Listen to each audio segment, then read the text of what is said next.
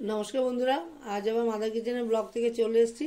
বোয়াল মাছ রান্না করবো। মাছটাকে আমি ভেজে রেখে বোয়াল মাছ বড়ি দিয়ে করব, একদম পেঁয়াজ রসুন ছাড়া। হ্যাঁ, কী দিয়ে করছি পরপর দেখতে থাকুন।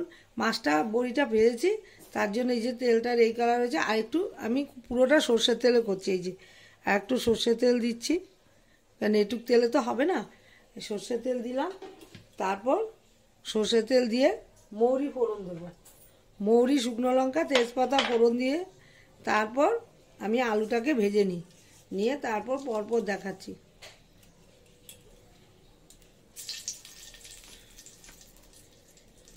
বন্ধুরা, দারুণ হয় কিন্তু খেতে।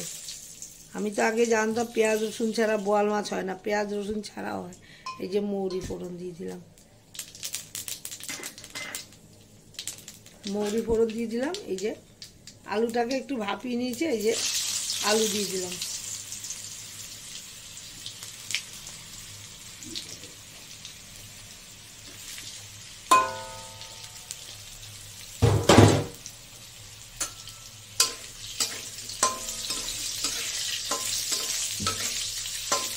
আলুটা একটু ভাজা ভাজা হয়ে গেলে আমি কি কি মশলা দিচ্ছি সেটা দেখাবো।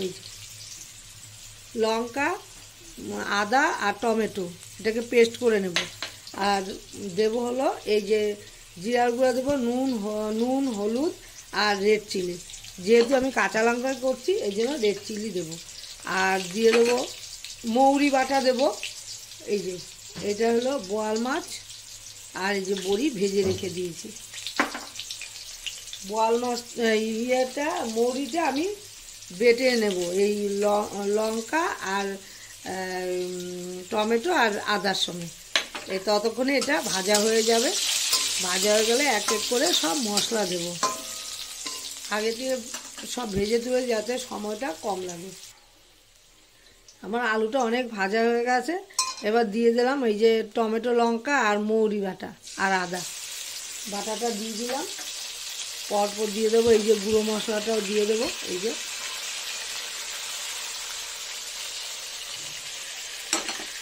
মশলাটা কষানো হয়ে গেলে জল দিয়ে দেবো।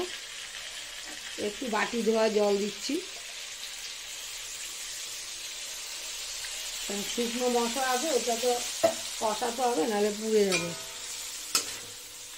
আলুটা আমার একটু ভাপানো আছে, কারণ আমি আলু ভাপানো ছাড়া আমি খাই না। কোনো সবজিতেই আলু দিলে না ভাপিয়ে দিই না। আমি মশলাটা কষিয়ে নিয়ে আবার দেখা।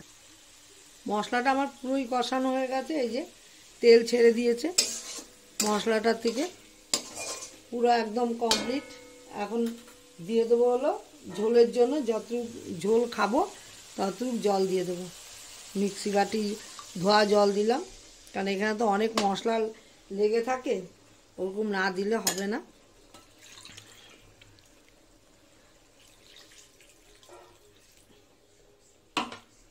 আমার যতটুকু ঝোলের প্রয়োজন আমি ততটুকুই জল দিচ্ছি। এটা আবার ফুটে উঠলে মাছ আর বড়িটা একবারে দিয়ে দেবো। যতক্ষণে মানে ঝোলটা ফুটে উঠছে তারপরে আবার দেখাচ্ছি। আমার ঝোলটা অনেকটাই ফুটে উঠেছে, উপরে তেলও ভেসে গেছে। এই যে দিয়ে দেবো মাছটা, মাছ আর বড়িটা এই যে দিয়ে দেবো।